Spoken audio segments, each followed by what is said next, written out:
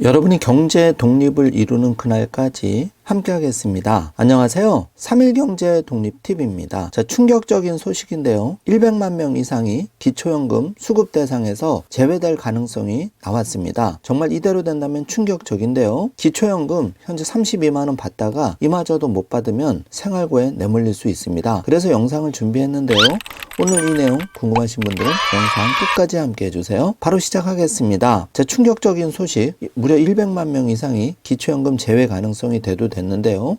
자, 영상 뒷부분에 이 문제를 어떻게 풀어가야 되는지 정확한 해법, 현재 상태에서 중요한 점 알려드리겠습니다. 영상을 끝까지 함께 해주시고요. 지금 국회와 그 연금개혁특위에서 돌아가는 현황을 먼저 자세하게 살펴보겠습니다. 기초연금 차등 지급 계속해서 나오고 있는데요. 현재 그 65세 이상 인구 추이가 2050년이 되면 무려 1,900만 명이 됩니다. 그 2024년과 2025년을 보면 2024년에는 노인 인구가 1,000만 명을 돌파를 하고요. 2025년에는 무려 5명 중 1명이 노인인데요. 자, 이러다 보니까 저출산 고령화로 기금 고갈이 당겨지는 겁니다. 거기다가 그 일할 연령은 줄어들기 때문에 예산 확보도 쉽지가 않은 그런 문제가 대두가 되고 있죠. 자, 출산율이 높고 고령화가 낮다면은 이런 문제가 완화가 될 텐데 지금 정반대로 가고 있기 때문에 더 문제가 심각해지고 있습니다. 자, 이러다 보니까 지금 1948년생 75세 노인 인터뷰를 보고 있는데요. 자, 이분들 일자리도 부족하고 집에서 TV만 보는 것도 주류에서 못 볼 정도로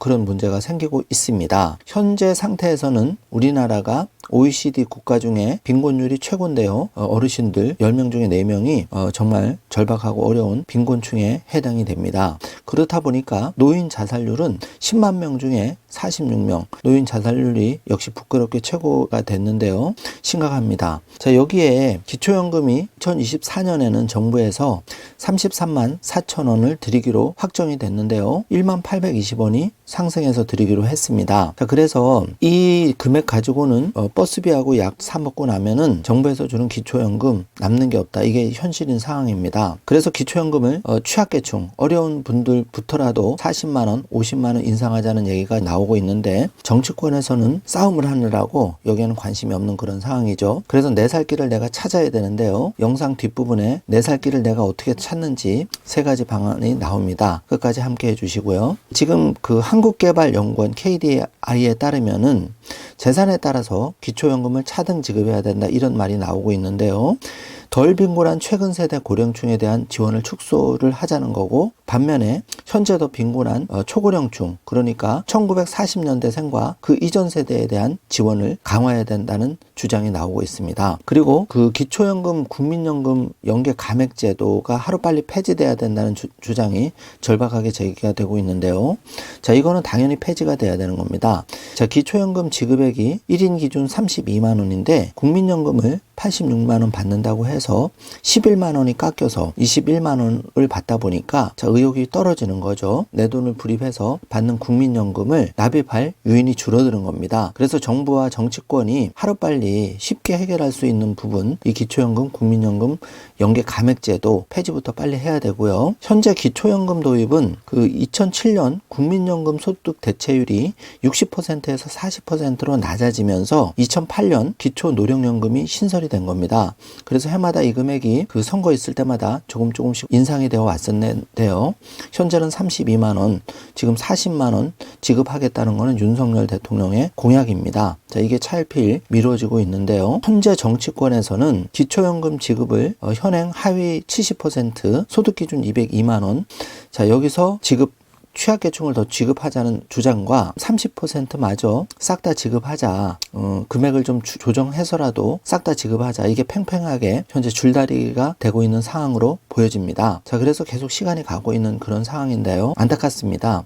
일단은 금액을 조정해서라도 싹 다 지급을 하고 조정된 만큼이라도 하위 30%, 40% 어려운 분들을 40만 원에서 50만 원 빨리 지급하는 거 정치권이 합의만 되면 현재 예산으로도 실행이 될 수 있다고 생각을 하는데요. 자, 여기서 충격적인 게 국회 논의 결과에 따라서 기초연금 지급 그 축소 가능성이 상당히 높아 보입니다. 무려 100만 명 이상이 기초연금 제외 가능성이 대두되고 있는데요. 민간자문위원회에 따르면은 이거는 너무 예민한 사항이라 그동안 논의를 피해온 게 사실인데 아마 총선 그 전까지는 지지부진하게 흘러갈 것 같고요.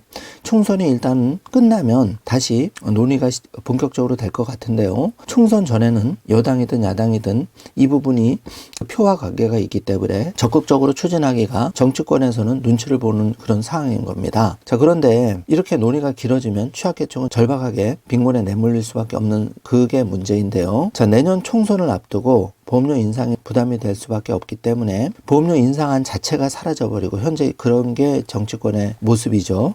그리고 기초연금 개혁 일정이 점점 총선 이후로 늦춰질 가능성이 높아지고 있는데요. 자, 이웃나라 일본을 보면 지금 후생연금과 기초연금으로 그 구성이 되고 있는데 후생연금은 한국의 2배, 그러니까 보험료율이 18%, 한국의 2배입니다. 기초연금도 보험료를 내고 있는데 그게 16만 5천 원 정도 된다고 합니다. 그렇지만 일본은 상대적으로 이렇게 내는 만큼 더 많게 매월 연금을 받고 있습니다. 한국과 비교해서 2배 이상의 연금을 받고 있는데요. 자, 100년 내다본 연금개혁. 일본은 이 연금개혁을 2004년에 1차적으로 해서 현재 성공을 했죠. 그래서 연금 고갈이 없는 그런 상황이고 한국보다 더 상대적으로 많이 받고 있는 그런 상황인데요. 기초연금 보험료 납부 기간을 연장하자. 65세까지 납부하자. 그리고 그 일본에서는 연금 수급을 75세까지 늦추는 법이 2021년에 통과된 상황입니다. 자, 선진국을 보면 그 저출산 고령화에 따라서 연금 그 개시 연령은 늦추고 그런 상황으로 가고 있는 추세고 국민연금 등 보험료율도 인상하는 추세로 가고 있습니다. 자, 이거는 전 세계적인 대세인데요. 문제는 그 OECD 국가 중에 한국의 빈곤율이 역대급 최고로 높기 때문에 이걸 어떻게 개선하느냐가 문제죠. 그래서 일본의 경우에는 그 65세에서 69세 고령자의 취업률이 무려 2명 중 1명 50%가 넘고 있는데요. 한국도 시사하는 바가 큽니다. 그래서 노인 일자리를 적극 활용할 필요가 있고 영상 뒷부분에 노인 일자리에 대해서 나오니까 계속 함께 해주시기 바라겠습니다. 자, 한국과 일본에서는 연금이 충분하지 않아서 은퇴 나이를 넘기고도 70세까지 노동해야 한다. 이게 현실인데요.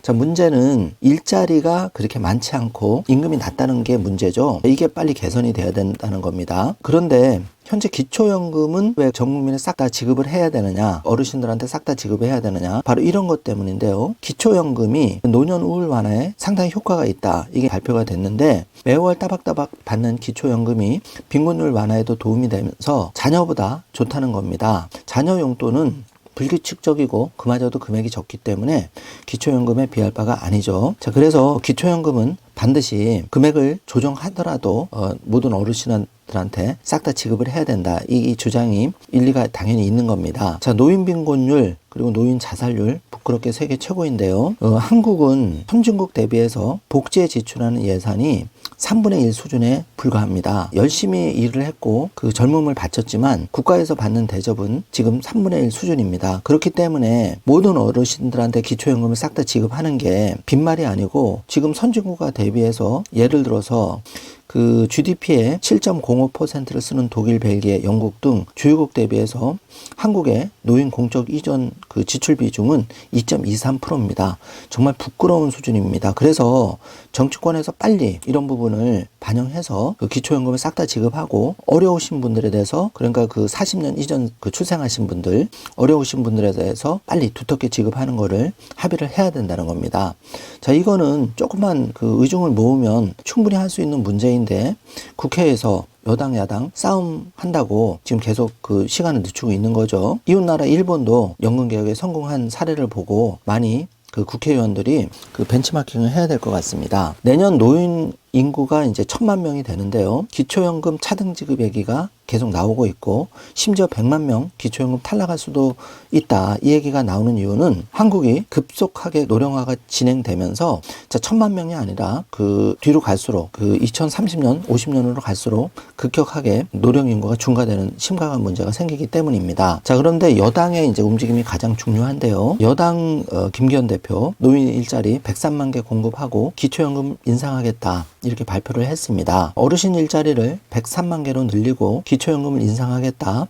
그리고 어르신 폄훼하는 부당한 시류에 맞설 것이라고 했는데 아마 민주당의 그 몇몇 노인 폄훼 발언을 두고 언급을 한 것 같습니다. 자, 여당 야당 표를 계산하고 분주하게 움직이고 있는데요. 2024년 네 가지가 그 여당에서 진행하는 그 확정된 내용인데 먼저 첫 번째는 어르신 일자리 103만 개 이게 문재인 정부 대비해서 역대급이라고 하죠. 103만 개로 늘리고 일자리 수당은 월 최대 4만 원 인상하겠다. 그래서 제가 지난번 영상에 노인 일자리를 적극적으로 참여해야 된다. 이걸 통해서 그 60만 원에서 100만 원 정도 확보할 수 있다. 말씀을 드렸고요. 이게 현실적인 겁니다.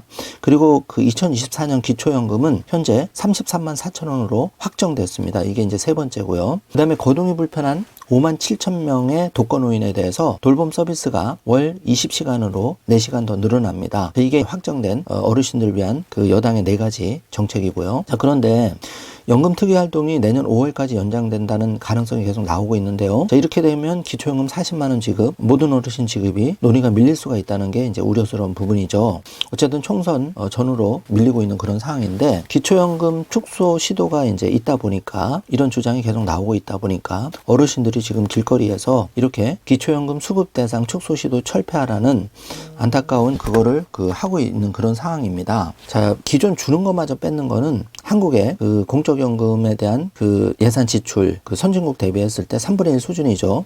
거듭 말씀드리지만 이것 때문에 절대 그 기초연금 수급 대상 축소하는 거는 안 됩니다. 금액을 조정해서라도 전부 지급해야 되고 취약계층은 두텁게 지급하는 게 당연한 거고요. 자, 그래서 소득이 없어도 부동산이 있다면 예를 들어서 아파트나 주택에 그 고가주택이 있다면 기초연금을 좀 조정해야 된다 이런 말이 나오고 있고요. 그리고 그 한국은 부동산 비중이 외국에 비해서 높다 보니까 주택연금을 적극 활용할 필요가 있다. 그래서 정부가 10월부터는 아파트 주택에 대해서 9억 원에 대해서도 주택연금을 받을 수 있게 대상이 확대가 되었죠. 그래서 이걸 적극적으로 활용할 필요가 있습니다. 그러니까 시가로는 한 10여 원 정도 아파트도 공시가 기준으로 한 9억 원 정도로 본다면은 주택연금 대상이 되기 때문에 이것을 적극 활용할 필요. 첫 번째 중요한 포인트입니다. 그리고 두 번째는 노인 일자리를 적극 활용해서 한 100만 원 가량의 월 수익을 확보해야 된다는 것이고요. 자, 지금 그래프를 보면 그 한국의 부익부 빈익빈이 그 양극화가 심화되는 걸 볼 수 있는데요.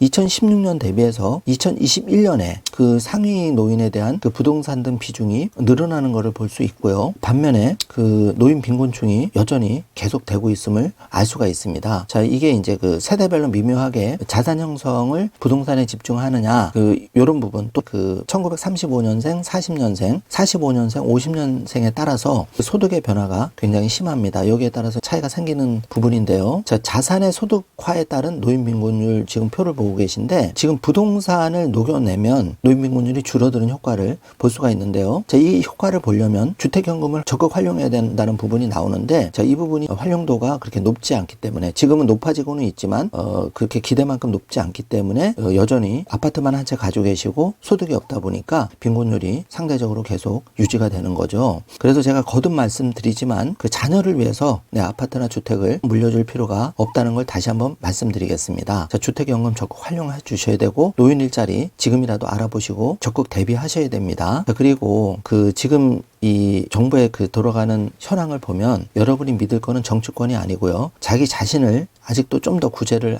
해야 된다. 노력을 해야 된다. 이거를 다시 한번 강조를 드리고 싶습니다. 자, 지금 KDI에서 계속 그 주장이 나오고 있는데요. 자, 소득이 낮아도 자산 가치가 높다면 정부에서 운영 중인 주택연금을 통해서 안정적인 소득 흐름을 창출할 필요가 있다. 이런 주장이 계속 나오고 있고 기초연금 복지는 취약계층에 더 두텁게 집중해야 된다. 여기에 윤석열 대통령의 40만 원 공약은 여전히 많은 분들이 기억하고 있기 때문에 이 논의의 방향이 어떻게 결론이 될지는 예측하기는 어렵지만 적어도 지금 공감대가 취약계층에 두텁게 지원해야 된다. 40만 원, 50만 원 기초연금 지원해야 된다. 여기에 대한 공감대가 형성된 것으로 보이고 다만 우려스러운 거는 100만 명을 이제 줄여나갈 수 있다. 이 부분이 있기 때문에 지금 방송을 들으신 어르신들 기초연금 탈락되지 않도록 지금 받는 거를 잘 관리할 필요가 있습니다.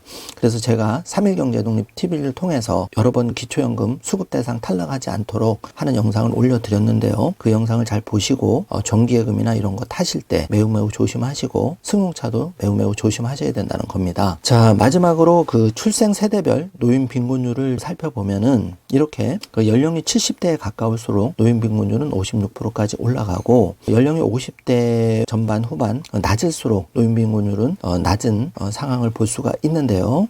자, 그만큼 연금 개혁 그리고 기초연금 개혁은 사실은 필요합니다. 그렇지만 자산 소득화에 따른 노인빈곤율 여전히 한국은 부동산 구조가 높고 국민연금에 대한 노후 대비가 낮은 상황이기 때문에 이 부분에 대해서 현재 있는 제도를 잘 활용해서 나 자신이 절대 빈곤층으로 떨어지지 않도록 그리고 기초연금에 탈락하지 않도록 하는 노력이 현재로서는 필요해 보입니다.